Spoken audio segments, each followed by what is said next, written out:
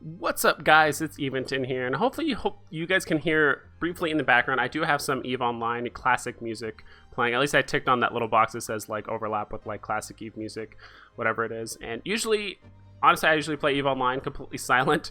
For the most part, I usually have my own music playing, something like that. But figured I would turn it on, see if you guys like it. And I like the music, to be honest. And I could totally see why people were very nostalgic and loved this music like 10 or 15 years ago. For the most part. So I was peeking up here in the top right. I'm going to go over the patch notes here in a second, but there's a 15% off of Omega. So for our US players, 15% off. I'm sure it's the same thing in EU, but the amounts are just different. I think the best deals, in my opinion, are the 3-month plus, because at that point you're only paying like $10 a month, which is actually a pretty good deal. So figured I would just let you guys know, especially for some of you guys that like to support CCP and buy from them directly. I mean, at any point, if you're buying Plex, CCP is already getting paid. So, but if you guys are that type of person that wants the discount for yourself or your alts, there it is. Just to briefly go over the patch notes, like I said in my last video, I did mention like, hey, I just knew drop rates were increasing from like 50% to 90%. But here's all the other content that's kind of tied to the Crimson Harvest event. So basically, there will be combat sites spawning all over high sec, low sec, and null sec, and even wormhole space. I didn't catch that last part. You're going to be mostly fighting the Blood Raider Covenant, unless you're in certain Amara-aligned areas. I guess you're going to be fighting the Shining Flame Mercenary Company. I don't know who that is. Not too familiar with like Amara space. I didn't spend a lot of time there.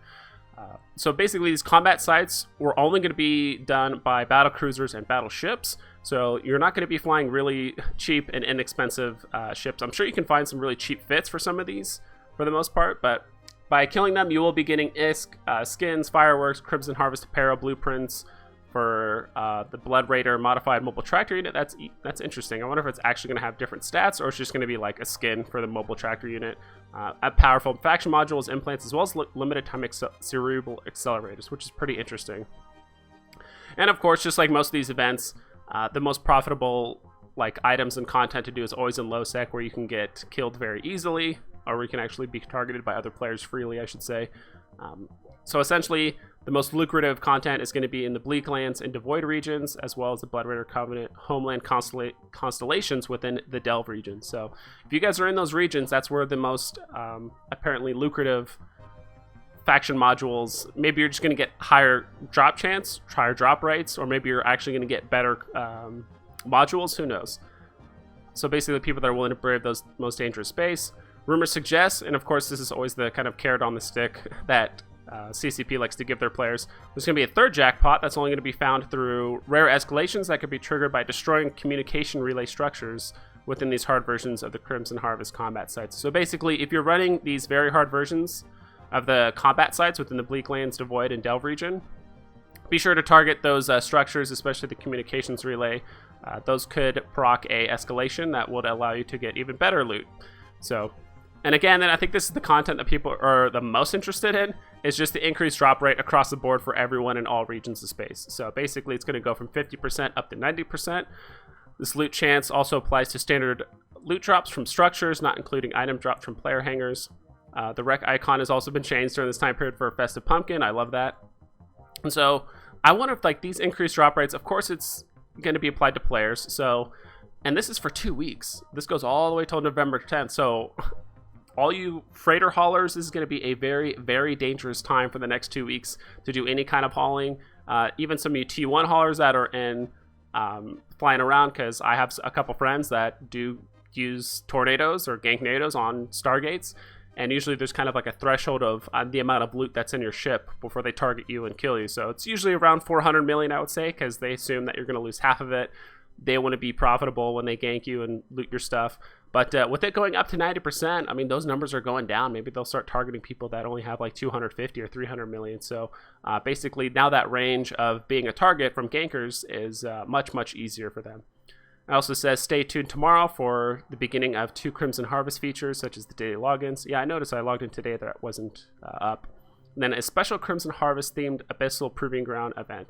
I like this. I actually didn't read this the first time I read it around.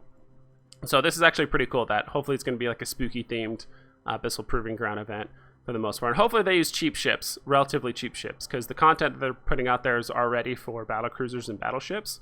And for the miscellaneous, I read that stuff. It doesn't really matter for the most part. So I wonder what this increased drop rate of 50% to 90%, if that also applies to like mission running. So I wonder if mission running is actually going to be a bit more profitable now that ships are going to be dropping basically more loot.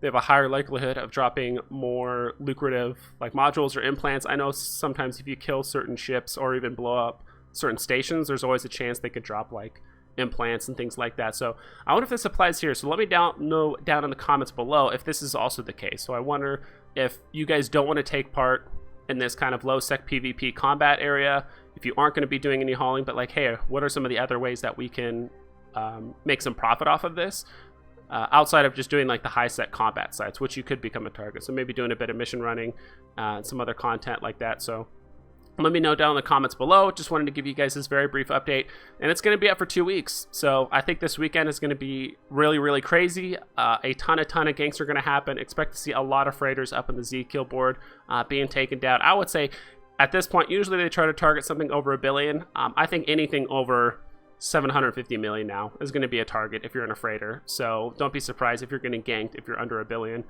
Because now these increased drop rates will make it more profitable to take you out. So be sure to fly safe, guys. And as I mentioned in the top right, 15% off Omega. Take advantage of that while you can, and hope you guys fly safe.